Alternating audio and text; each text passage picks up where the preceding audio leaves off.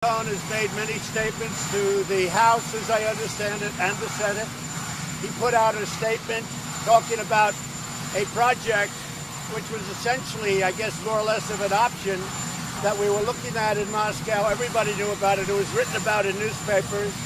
It was a well-known project. It was during the early part of 16, and I guess even before that.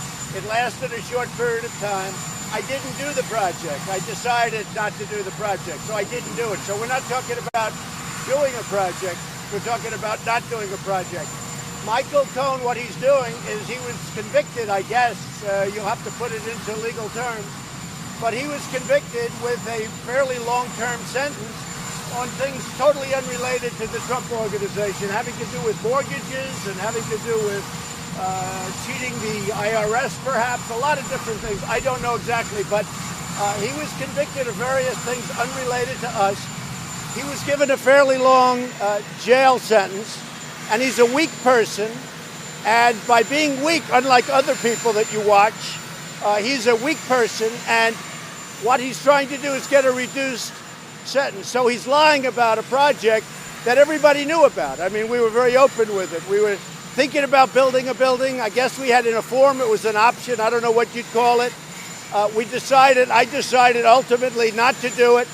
There would have been nothing wrong if I did do it. If I did do it, there would have been nothing wrong. That was my business. So he's lying very simply to get a reduced sentence, okay? I don't know when I decided, but somewhere during the period of time, I was never very enthused, somewhere during the period, because I was running for president. My focus was running for president. But when I run for president, that doesn't mean I'm not allowed to do business. I was doing a lot of different things when I was running. After I won, obviously, I don't do business from January 20th, but more importantly, which is a following year. But I ran a business. In fact, I often joke about the fact that I was the only person that campaigned and simultaneously ran a business. But that was a project that we didn't do. I didn't do. That was a project that wasn't done for a lot of reasons. Number one is that I was really, not that I had to do it, but I was focused on running for president. I wanted that to be my primary focus, not running or building a building.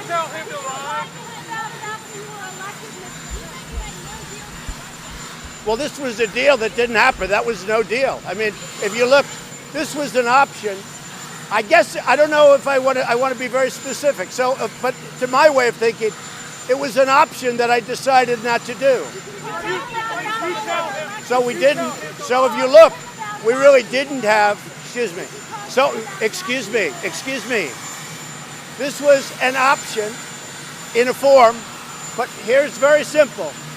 We had a position to possibly do a deal to build a building of some kind in Moscow. I decided not to do it. The primary reason, there could have been other reasons, but the primary reason, it was very simple. I was focused on running for president. There would be nothing wrong if I did do it. I was running my business while I was campaigning. There was a good chance that I wouldn't have won, in which case I would have gone back into the business. And why should I lose lots of opportunities? So here's the story. Go back and look at the paper that Michael Cohen wrote before he testified in the House and/or Senate. It talked about his position. What he's trying to do, because he's a weak person and not a very smart person, what he's trying to do is end, and it's very simple. He's got himself a big prison sentence, and he's trying to get a much lesser prison sentence by making up a story. Now, here's the thing. Even if he was right, it doesn't matter, because I was allowed to do whatever I wanted during the campaign. I was running my business, a lot of different things during the campaign. So very simply, Michael Cohen is lying, and he's trying to get a reduced sentence for things that have nothing to do with me. Now, let me go a step further. I think you should go back to, I think it was January.